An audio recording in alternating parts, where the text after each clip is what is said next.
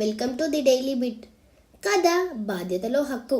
రచయిత పూర్ణిమ పెమ్మరాజు గారు. కూతురన్నా కొడుకన్నా ఒకటే, తేడా ఏం లేదు అనడం మాటల వరకే. మనస్ఫూర్తిగా ఎంతమంది అలా భావిస్తారన్నది గ్యారంటీ లేదు.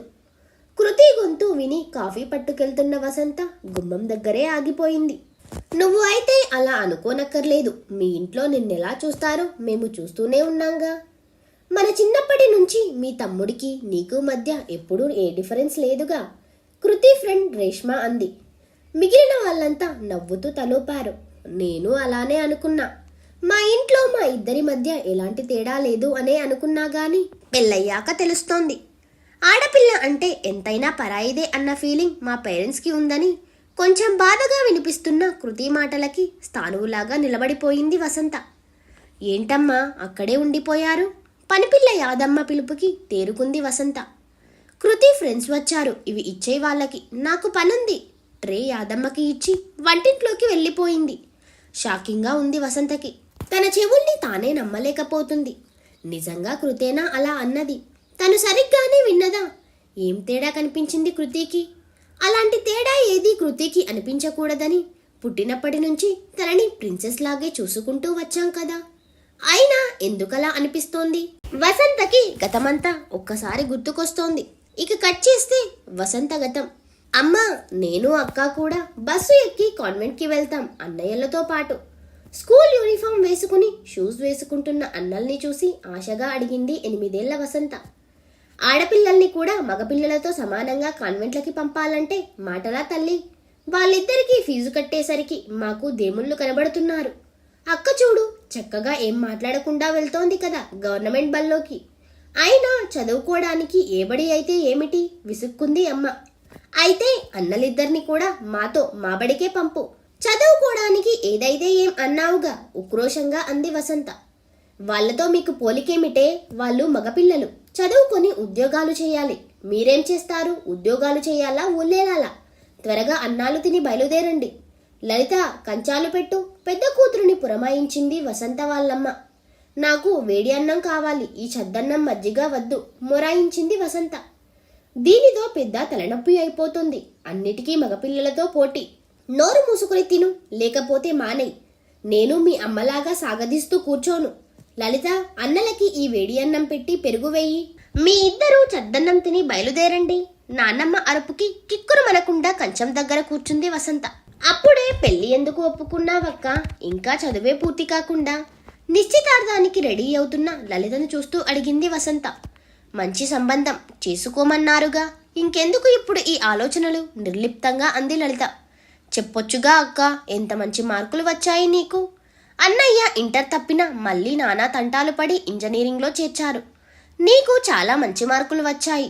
సీట్ వస్తుంది మంచి కాలేజీలో, గట్టిగా అడుగు. ఆవేశంగా అంటున్న 14 ఏళ్ల వసంతని జాలిగా చూసింది లలిత.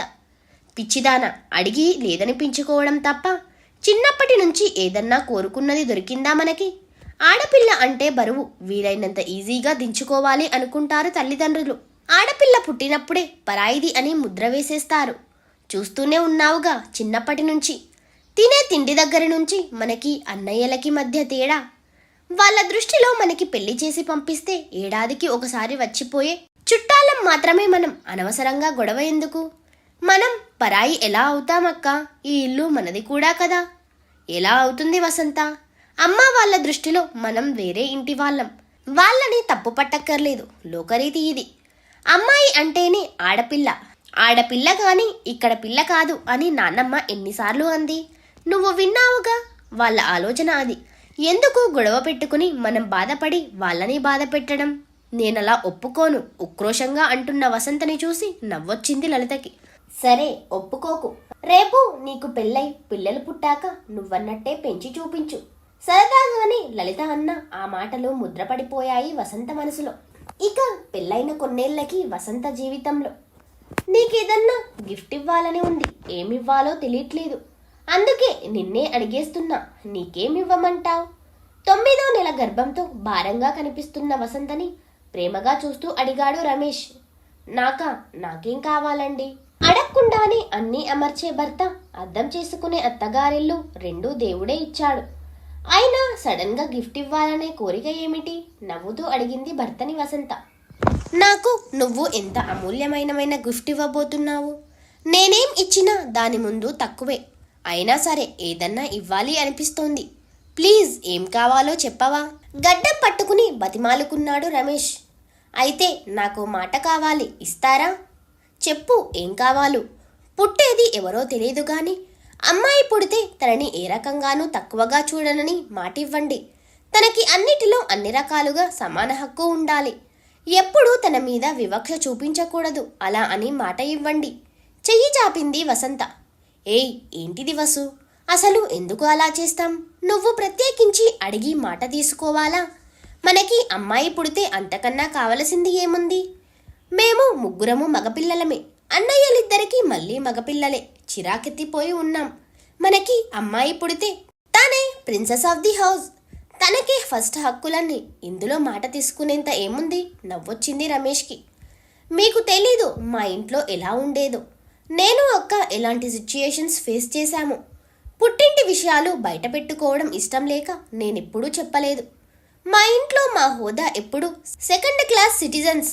మగపిల్లలకు కాన్వెంట్ చదువులు, హై లెవెల్ కోచింగులు, ఆడపిల్లలకి అత్తెసరు చదువులు. వాళ్ళకి ప్రతి పండగకి బట్టలు, మాకు ఏడాదికి 3 జతలు. నా ఈ డిగ్రీ పూర్తి చేయడానికి ఇంట్లో 3వ ప్రపంచ యుద్ధం చేయాల్సి వచ్చిందంటే నమ్ముతారా మీరు? ఒకవేళ మా అమ్మా నాన్న కాస్త మెత్తపడ్డా మా నాన్నమ్మ అసలు ఊరుకునేది కాదు. ఆడపిల్ల అంటే అక్కర్లేని ఖర్చుగా ఫీల్ అయ్యేది. అంతెందుకు, మొన్నీ మధ్యనే మా ఇల్లు అమ్మారు. మా ఇద్దరికి ఒక్క మాట కూడా చెప్పలేదు. నాకు అక్కకి ఎంత బాధ అనిపించిందో. చెప్పలేదేం అని అడిగితే మా ఇల్లు మా ఇష్టం, మీకు పెళ్లి చేసి పంపేశాం, మీకేం హక్కు లేదింకా అన్నాడు అన్నయ్య. ఆస్తిలో హక్కు కోసం కాదు అడిగింది, మేము పుట్టి పెరిగిన ఇల్లు. అటాచ్మెంట్ మాకు ఉంటుందిగా, ఒకసారి చూసుకునే వాళ్ళం కదా. పెళ్ళైనంత మాత్రాన మీకేం సంబంధం లేదు అన్నట్టు అంటే ఎంత కష్టంగా ఉంటుంది. గాఢంగా శ్వాస తీసుకుంది వసంత. అందుకే అడుగుతున్నా, మన పిల్లలు ఎవరన్నా కానీ అందరినీ ఒకేలా చూడాలి. సమాన హక్కు ఉండాలి, సమానంగా ప్రేమించాలి. ఇదే నాకిచ్చే గిఫ్ట్. ఇస్తారు కదూ? చెయ్యి జాపింది. సమానం కాదు, నేనైతే అమ్మాయికి ఫస్ట్ ప్రిఫరెన్స్, అబ్బాయి అయితే సెకండ్ క్లాస్ సిటిజన్. గట్టిగా నవ్వుతున్న రమేష్ని చిరుకోపంగా చూసింది వసంత. సారీ, కోపం తెచ్చుకోకు. సరే మాట ఇస్తున్నా చూడు. మన ప్రేమ గాని మన ఆస్తి గాని మన పిల్లలందరికీ సమానం. వాటి మీద హక్కు సమానం. ఎక్కడ ఎలాంటి తారతమ్యం మనం చూపించం, సరేనా? చేతిలో చెయ్యి వేసి దృఢంగా చెప్పాడు రమేష్. అనుకున్నట్టే అందరి కోరిక తీరుస్తూ పుట్టిన అమ్మాయిని చూసి పొంగిపోయాడు రమేష్. అతని కుటుంబం కూడా 2 తరాల నుంచి ఇంట్లో అమ్మాయి లేకపోవడంతో అందరికీ ముద్దే కృతి అంటే. కృతి పుట్టిన 2 ఏళ్లకి అర్జున్ పుట్టాడు. కానీ కృతికి గారాబం ఏమాత్రం తగ్గలేదు. రమేష్ ముందు అన్నట్టుగానే కూతురు తర్వాతే ఎవరన్నా ప్రిన్సెస్ లానే చూసుకున్నాడు. తను ఏం చదువుకుంటానంటే అదే, ఎక్కడ చదువుతాను అంటే అక్కడే చదివించారు. ఎన్ని మంచి సంబంధాలు వచ్చినా కూడా తన చదువు పూర్తి అయి పెళ్లికి తను గ్రీన్ సిగ్నల్ ఇచ్చాకే తనకి నచ్చిన అబ్బాయినే ఇచ్చి పెళ్లి చేశారు. తమ తదనంతరం ఆస్తిపాస్తులన్నీ 2 పిల్లలకి సమానంగా రాసి రిజిస్టర్ కూడా చేశాడు రమేష్. ఇప్పటి నుంచి ఎందుకు ఆ వీలునామా అని అందరూ అంటున్నా కూడా పట్టించుకోలేదు. తను నిర్లక్ష్యం చెయ్యబడ్డానని కూతురు కలలో కూడా అనుకోకూడదని ఇంత కష్టపడ్డారు. అయినా కృతుకి అలా అనిపిస్తోందంటే ఎక్కడ జరిగింది తప్పు? రమేష్ వింటే అసలు తట్టుకోగలడా? కూతురు అలా ఫీల్ అవుతోందంటే. తలనొప్పి వచ్చేసి రూంలోకి వెళ్ళి తలుపేసుకుని పడుకుండిపోయింది వసంత. అమ్మా ఈ టైంలో పడుకున్నావేమిటి? కృతి పిలుపుకి లేచి కూర్చుంది. ఏం లేదు, తలనొప్పిగా ఉందని పడుకున్నాను. నిద్ర పట్టేసినట్టుంది. ఇందాకటి దాకా బాగానే ఉన్నావుగా, ఇంతలో ఏమైంది? ఏమో తెలీదు, వచ్చింది నొప్పి అంతే, కొంచెం ముక్తసరిగా అంది వసంత. నేను అన్న మాటలు విన్నావు, డిస్టర్బ్ అయ్యావని చెప్పొచ్చుగా. అవును, నేనేం చెప్తున్నానో పూర్తిగా వినాలిగా, మధ్యలోనే వెళ్ళిపోయావేం? నవ్వుతూ అంటున్న కృతుని చూసి కోపం వచ్చింది వసంతకి. నేను వినాలనే మాట్లాడావా ఆ మాటలన్నీ? ఎందుకు? ఎప్పుడైనా నీకేదన్నా తక్కువ చేశామా? ఇందాకటి నుంచి ఎంత ఆలోచించినా నాకు గుర్తు రావట్లేదు మా తప్పేమిటో. మీ ఇద్దరికి ఏదన్నా సమానంగా ఇవ్వాలనే మా తపన. అలానే ఇచ్చామనే అనుకున్నాం. అయినా నీకు ఏదో తక్కువ అయినట్టు అనిపిస్తోందని తెలిసాక నాకు తట్టుకోవడం కష్టంగానే ఉంది, బాధగా అంది వసంత. నాకు తక్కువ చేశారని నేను అన్నానా అమ్మా?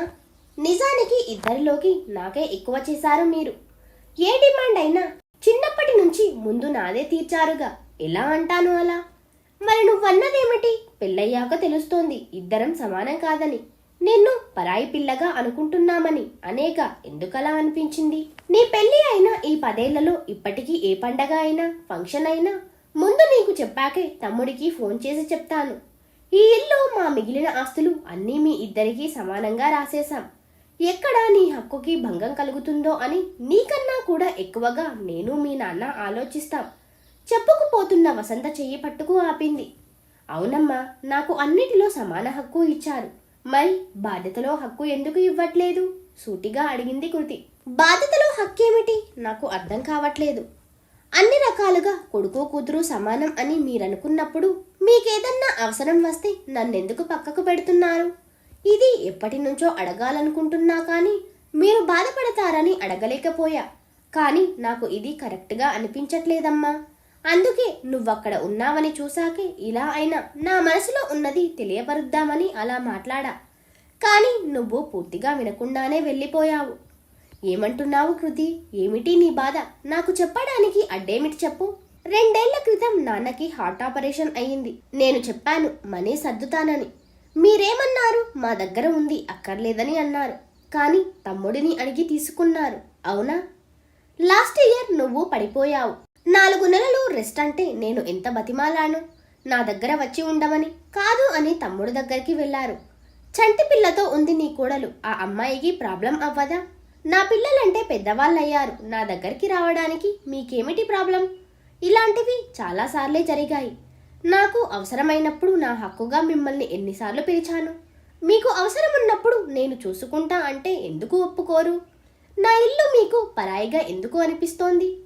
కృతి ప్రశ్నకి జవాబేమీ ఇవ్వలేకపోయింది వసంత. నాకు అర్థమైంది ఏమిటంటే అమ్మా, మీరు నమ్మింది మనస్ఫూర్తిగా ఆచరించడం లేదు.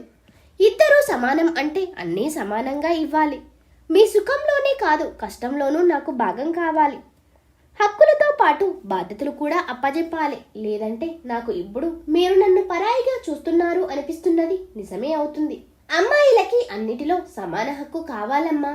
అలానే బాధ్యతలో కూడా సమాన హక్కు కావాలి. ఇందాక నా ఫ్రెండ్స్కి అయినా ఇదే చెప్పాను. ఇదంతా నువ్వు నాన్నకి చెప్తే సరే, లేకపోతే నేనే చెప్తాను. బాధ్యతలో నా హక్కు నాకు ఇమ్మని. నిజానికి సమానంగా కాదు, నాకు కొంచెం ఎక్కువ ఇవ్వాలి. మొదటి నుంచి అలానే ఇచ్చారు కాబట్టి. నెమ్మదిగానే చెప్పిన, చాలా స్పష్టంగా చెప్పిన కృతి మాటలతో తమ ఆలోచనలో ఎక్కడో ఉన్న చిన్న తప్పుని అర్థం చేసుకుంది వసంత. అందువల్ల కూతురు ఎంత హర్ట్ అయిందో అర్థమైంది. ఇంకెప్పుడు ఇలా జరగదు తల్లి. తెలియకుండానే నిన్ను బాధ పెట్టినందుకు సారీ. కానీ ఒక్కటి మాత్రం చెప్పాలి. అందరూ ఆస్తుల్లో హక్కు అడుగుతారు గాని బాధ్యతలో హక్కు అడుగుతున్నావు చూడు. నిన్ను చూస్తుంటే గర్వంగా ఉంది. నీలానే అందరూ ఆడపిల్లలు ఉంటే ఎవరూ కూతుర్ని తక్కువగా చూడరు, వద్దనుకోరు. ముద్దు పెట్టుకుంది కూతుర్ని. అందరు కూతుళ్ళు నాలాగా ఉండాలి అంటే అందరి తల్లిదండ్రులు మీలాగా ఉండాలి కదమ్మా. నవ్వుతూ ప్రేమగా తల్లిని కౌగిలించుకుంది కృతి. ఈ కథ ఎలా ఉందో కమెంట్ బాక్స్లో కమెంట్ చేయండి friends. Thank you for watching.